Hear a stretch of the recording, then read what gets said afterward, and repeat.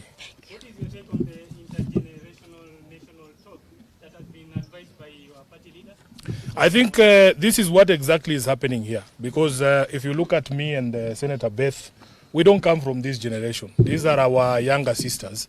And we have taken the position that you must never discount dialogue. You must never refuse an opportunity to discuss your issues or to talk.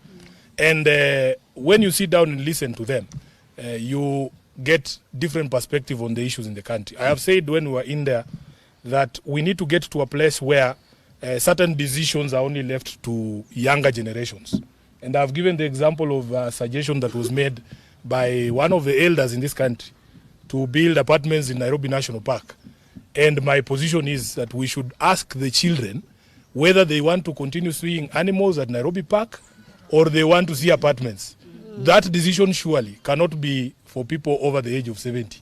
So it is important to have these conversations. I was giving the example that when I was at the University of Nairobi in the early 2000s, we used to pay only 6,000 shillings per semester for the accommodation. Now they're telling me it's upwards of 40,000 Kenya shillings.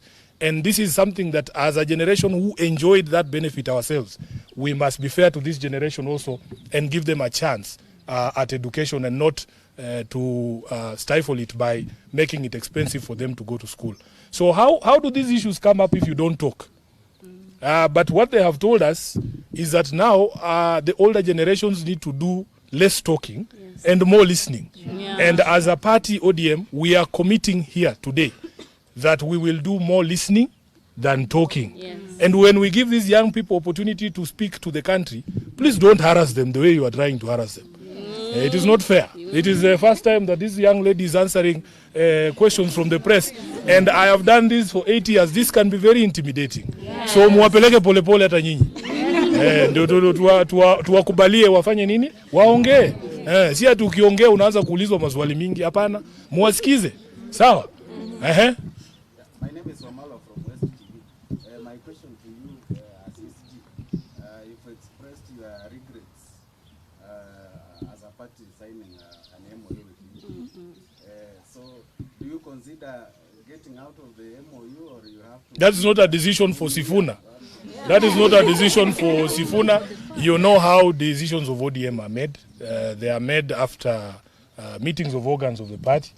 There is an NDC that has been called for October, is it? Yes. So I am sure once you know Sifuna as SG, I am only a spokesperson. And a spokesperson cannot speak for themselves. You say things that have been resolved. So I am sure you will be welcome to Mombasa during the NDC. Decisions will be taken at that meeting and everybody will be told. Last question, Leoni Sato. Si ulikuwa ushauliza bro.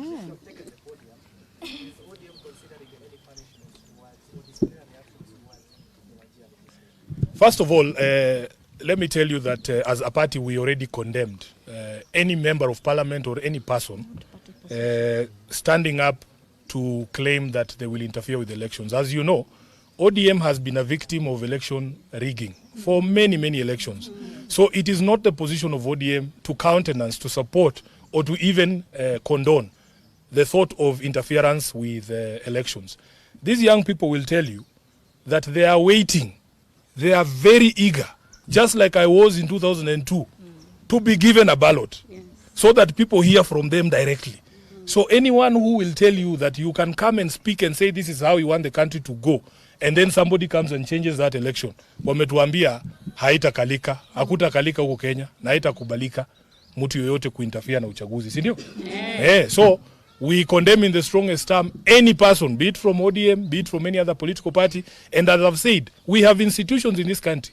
We have the IEBC, who used to summon us every day to their boardroom when Chebukati was chair. For even a minor infraction, I would find myself there answering questions every day. We want the IEBC to summon these people who are threatening to interfere with elections, not just condemn in a letter. We want them to be summoned there. And the NCIC, because we all know what happened in 2007. The precursor of the violence was the interference of the elections of 2007. So anybody who's talking about interference with the election is actually a threat to this country, and they must be dealt with. I want to call the NCIC and IEBC. Summon these people. ODM will not protect anyone, even if it is from within our ranks. Thank you. I want us to...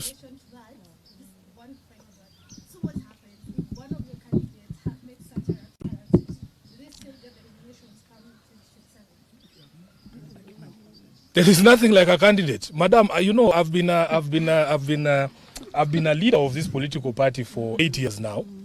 I wish political parties had the powers that people imagine we do have.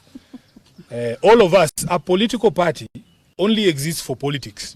If, for instance, today I go and beat my neighbor at home, that is not a matter you ask ODM, what are you going to do to Sifuna? That is criminal conduct. That is why we are saying there are institutions who should enforce the law. Yeah. If I go and break the law there, today I go and drink and fight in a bar, you don't ask Raila, what will you do to Sifuna? No. I should be arrested in the police and be taken to court because political parties don't enforce criminal law. There is institutions for that. That is why the police exists. So anybody breaching the law, breaking the law, should be subject to the law. And that's what we are saying. For us, we can only condemn and disassociate ourselves from such pronouncements as believers in democracy. Thank you very much. Mungu wabariki. Always a pleasure to have you here. Asanteni sana.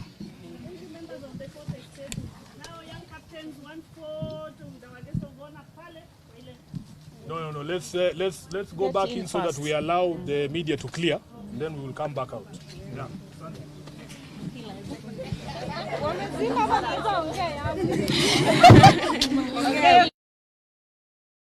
Sini wa baba, jeshi ya baba, sini wa baba, jeshi ya baba.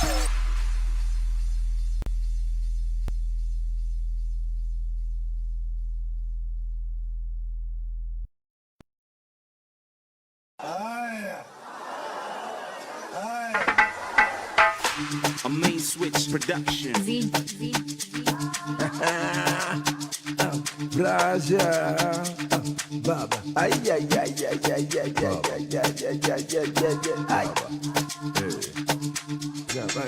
Sini wa baba,